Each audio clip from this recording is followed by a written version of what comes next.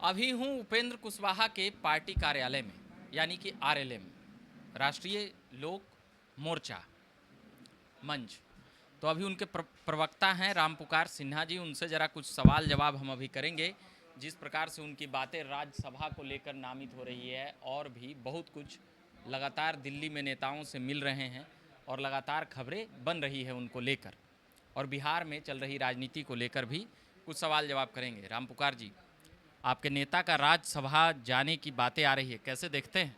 देखिए, ये तो एनडीए गठबंधन की बैठक में तय होगा। चर्चा चलती रहती है राजनीति में, लेकिन एनडीए गठबंधन में क्या तय हो रहा है ये राष्ट्रीय स्तर के नेतृत्व की बात है, और राष्ट्रीय स्तर के तमाम एनडीए गठबंधन के नेता लोग तय करेंगे। तो जो जिम्मेवारी हमारे पार्टी के राष्ट्रीय अध्यक्ष भारत सरकार के पूर्व मंत्री आदरणीय उपेंद्र कुशवाहा जी को मिलेगी, उसको सर स्वीकार करेंगे, इसमें दो मत क्या है।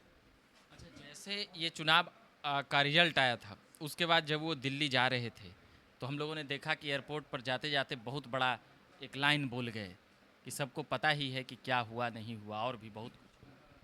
हाँ, तो ये तो बात बहुत पुरानी हो गई, इस पर चर्चा करने से कोई फायदा नहीं है। ये तो हमारे नेता बोले थे कि कौन फैक्टर थे या फैक्टर बनाए गए।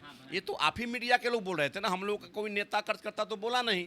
ये तो आप ही मीडिया के लोग पूरा समीक्षा कर दीजिए, प्रिंट मीडिया, इलेक्ट्रॉनिक मीडिया, सभी लोग समीक्षा कर दिया था। उस पर क्या आप कोई टीका टिप्पणी है? इस पर कोई टीका टिप्पणी नहीं है। और वो बयान आया तो उसके बाद लगा कि एनडीए से इंडिया में जाने का वो स्वरूप दे देंगे। आप मीडिया के लोग यूं ही माने बेतुका ये सब बात कर रहे हैं, इसका कोई अर्थ है क्या? एनडीए गठबंधन की एक माने मजबूत नेता है हमारे आदरणीय उपेंद्र कुशवाहा जी, और इस तरह का प्रश्न अब इंडिया गठबंधन कहाँ है? अब तो सब चकनाचूर हो गया है, इसलिए कुछ नहीं है। पर अभी इंडिया वाला एकदम पूरा जोश में है, बोल रहे हैं अब की साफ ही सब जितना ही अब की जो आए हैं।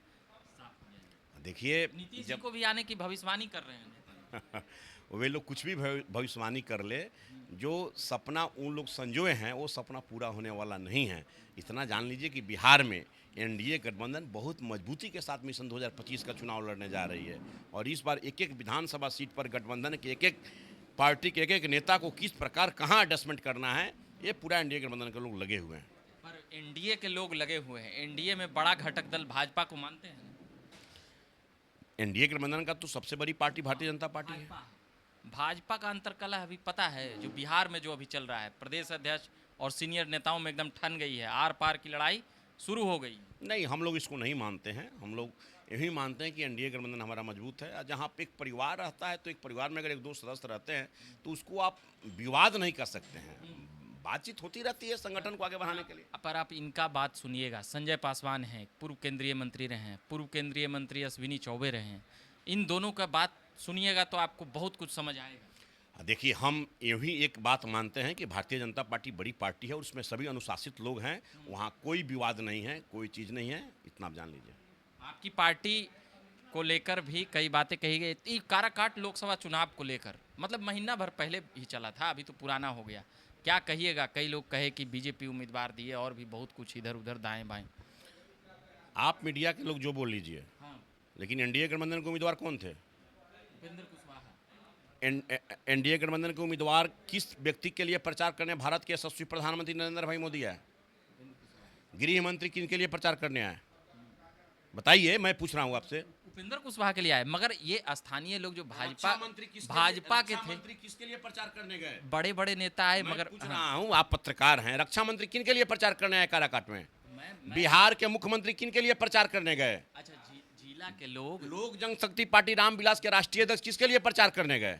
फिर आप ये प्रश्न पूछ रहे हैं? नहीं, वहाँ के स्थानीय बीजेपी के नेता दिखे, भाजपा के छोड़ के, और पवन सिंह के दिखे। आप एनालिसिस किए इस चीज का? आप अपने मीडिया से कुछ बोले तो फिर आप देखिए, हम लोग एनडीए गठबंधन के हम लोग उम्मीदवार थे, हमारे नेता एनडीए गठबंधन के उम्मीदवार थे, और एनडीए गठबंधन के बलबूते हम लोग चुनाव लड़े, इतना जान लीजिए आप। और इतना मैं आश्वस्त कर देना चाहता हूं कि एनडीए गठबंधन की मजबूती के लिए पहले भी थे, आज भी हैं और भविष्य में भी रहेंगे। चलिए, मगर पवन सिंह वाला फैक्टर बड़ा जोर पकड़ा, पवन सिंह फिर से भाजपा में आ जाएंगे तो कैसा सब ठीक रहेगा? अब वो फैक्टर क्या है, इस पर हम क्या बयान दे सकते हैं? अब कि कहाँ जाएंगे, को देंगे, कहाँ, वो तो उस पार्टी में, जिस पार्टी में वो ना बयान दे सकते हैं। राष्ट्रीय लोक मोर्चा का प्रवक्ता ये बयान नहीं दे सकता कि कौन कहाँ जा रहा है। इतना जान लीजिए कि हम लोग एनडीए गठबंधन के घटक दल हैं। एनडीए गठबंधन की मजबूती के लिए हम लोग लगे हुए हैं। एनडीए गठबंधन की मजबूती के लिए लगे हुए हैं। आज तेजस्वी यादव पर बयान दिए हैं सम्राट चौधरी की, घर पे वो जबरदस्ती कब्जा किया। कैसे देखते हैं? अब देखिए, कोई भी नियम, कायदा, कानून एक संविधान से चलता है, तो हर आदमी को संविधान सम्मत कोई काम करनी चाहिए। कोई व्यक्ति अगर उस पद पर नहीं है तो स्वाभाविक है कि भाई आवाज़ खाली ही कर देना चाहिए। आवाज़ खाली ही कर देना चाहिए। चलिए, ये बात कर रहे थे हम राम पुकार सिन्हा जी से, जो आरएलएम के प्रवक्ता हैं और सीनियर नेता भी। तो हम बने हुए रहते हैं, बिहार की खबरें सुनाते रहते हैं, लाते रहते हैं। मेरा नाम रविकांत हुआ, आप देख रहे हैं झकास भारत। धन्यवाद।